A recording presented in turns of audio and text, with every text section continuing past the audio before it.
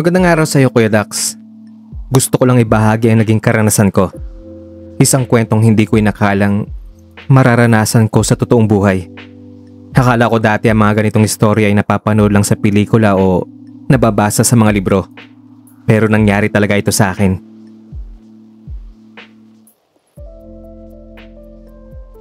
Nasa Mandaluyong ako noon. Nagtatrabaho at namumuhay na mag-isa sa isang inuupahan kong kondo. Hindi ko naman talaga pinangarap na mapalapit sa kahit sinong sikat. Pero nang malaman kong isang kilalang artista ang lumipat sa kabilang unit na tinitirhan ko, hindi ko maiwasang mapaisip. Una ko siyang nakita habang papasok sa lobby ng building namin. Mas gwapo pala siya sa personal. Tipong kahit anong anggulo. Parang perpekto. Hindi lang siya basta gwapo. May dating din. Malakas ang apil. Kahit maraming beses na ako nakakita ng celebrities, iba talaga ang dating niya. Hindi ko man aminin sa sarili ko noon, pero parang na-starstruck talaga ako. Mula ng araw na yon, hindi ko na malayang parang naging habit ko na ang mag-abang. Hindi naman sa sobrang obvious pero sa tuwing lalabas ako o dadaan sa hallway, nagbabaka sakali akong makita siya. May mga pagkakataon na nagkakasalubong kami, pero parang hindi niya ako nakikita. Para lang akong anino sa paningin niya. May mga babae ako nakikitang dumadalaw sa unit niya. Mga tipong model, artistahin, o yung mukhang may class. Doon ko mas napatunayan sa sarili ko na wala talaga akong laban. Na wala akong chance sa isang tulad niya. Hanggang sa isang araw, nakasabay ko siya sa elevator. Galing siya sa gym. Kita sa suot niyang sando at shorts ang toned na katawan niya. Hamoy pawi siya pero hindi siya mabaho. Amoy lalaking galing sa workout. Yung natural na nakakaakit. Medyo kabado pa ako noon. Pero pinilit kong hindi magpahalata sa kanya. Tahimik lang ako sa isang sulok ng elevator. Pero laking gulat ko nang bigla siyang magtanong kung type ko ba siya. Siyempre nabigla ako. Hindi ko alam kung paano ko siya sasagutin. Pero sinubukan kong ipaliwanag na magkapareho lang kami ng floor kaya madalas kaming magkita. Pero alam mo yung pakiramdam na kahit anong sabihin mo, hindi niya pinapansin. Ang focus lang niya ay kung attracted ba ako sa kanya. Kaya hindi ko na rin itinanggi. Sinabi ko na lang na, "Oh, sino ba namang hindi, di ba?"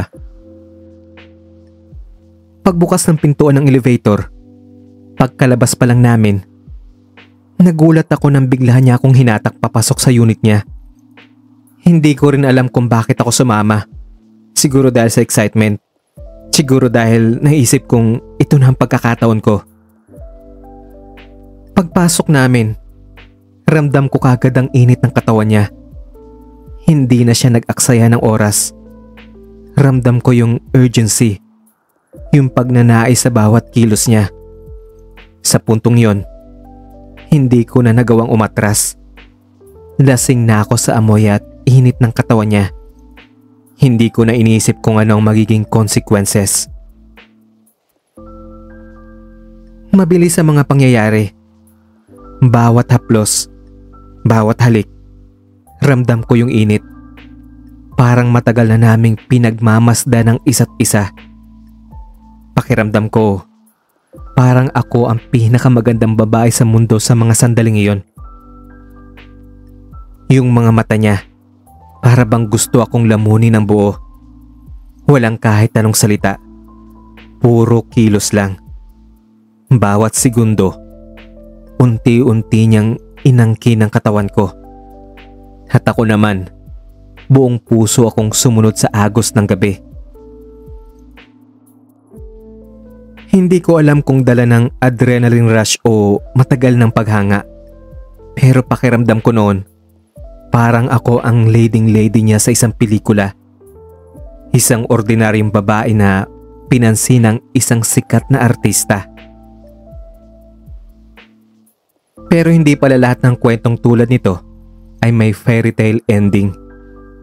Kinabukasan, inaasahan kong may magbabago, na baka ngitian niya ako kapag nagkita kami sa hallway o baka magparamdaman lang.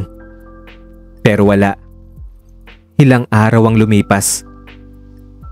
Tuwing magkakasalubong kami, hindi niya ako pinapansin na parang wala lang, na wala kaming pinagsamahan. Na parang walang nangyari. Parang isang gabi lang akong dumaan sa buhay niya at tapos na. Hanggang sa isang araw, nagkalakas ako ng loob na batiin siya. Isang simpleng hi lang yon, pero ang sagot niya ay isang malamig na tanong na, "Fan ba kita?" Ang naging sagot ko na lang ay, "Oo." Tapos isang ngiti lang ang isinagot niya. Napatanong ako sa isip ko, hindi niya ba ako naaalala? Medyo may kunting kurot sa puso ko yon. Mas lalong sumakit ang loob ko nang makita ko siya sa iba't ibang event na pinupuntahan ko. Pumunta ako sa isang premiere night ng pelikula niya. Hindi para mag-fun mode, pero para subukan kung maalala niya ako. Pero wala talaga. Naglakad siya sa red carpet. Nagpakita ng charm sa camera. Ngumiti sa ibang tao. Pero hindi man lang niya ako nilingon. Doon ko mas naramdaman ang sakit. Doon ko na-realize na naaalala niya siguro ako. Pero pinili na lang niya akong kalimutan. Pinili na lang niyang kalimutan ang nangyari sa amin. Nagkita pa nga kami minsan sa isang high-end na restaurant sa Mandaluyong. Kasama niyang isang kaibigan at ilang babaeng halatang nasa ibang level ang kagandahan. Sa tingin ko ay mga model ang mga iyon. Dumaan ako sa harapan nila at kahit isang sulyap, wala. Para akong multo. Doon ako nagdesisyong tama na. Hindi ko na kailangang ipilit ang sarili ko sa taong hindi naman ako binigyan ng halaga kahit kaunti lang. Ni hindi nga ako sigurado kung naalala pa niya ako. Doon ako natauhan. Hindi ako pwedeng maging isa lang sa listahan niya. Hindi ko pwedeng ipilit ang sarili ko sa isang taong hindi naman ako binigyan ng halaga. Kaya simula nun, itinigil ko na ang kahibangan ko sa kanya. Hindi na ako umasa. Hindi na ako nag-abang. Tinanggap ko na lang na minsan may bagay na nangyayaring hindi dahil may kahulugan, kundi dahil parte lang sila ng isang kwento na hindi naman talaga para sa atin. Sa huli, natutunan ko na hindi porket nakasama mo ang isang taong matagal mo nang hinahangaan, ibig sabihin ay may halaga ka na sa kanya. Minsan, ang akala mong espesyal sa kanila, normal lang pala. At minsan, kailangang marunong tayong lumugar, lalo na kung tayo lang ang nakakaramdam ng espesyal na damdamin. Hanggang dito na lang ang kwento ko, Kuya Dax. More power po sa channel ninyo. PS nga pala, Kuya Dax, sa mga magtatanong kung sinong artista yung tinutukoy ko, well, hindi ko po siya pwedeng pangalanan. Pero bibigyan ko po kayo ng clue. Madami siyang billboard. Yun lamang po at maraming salamat sa pagbabasa ng kwento ko. Ako si Christine ng Mandaluyong at ito ang confession ko.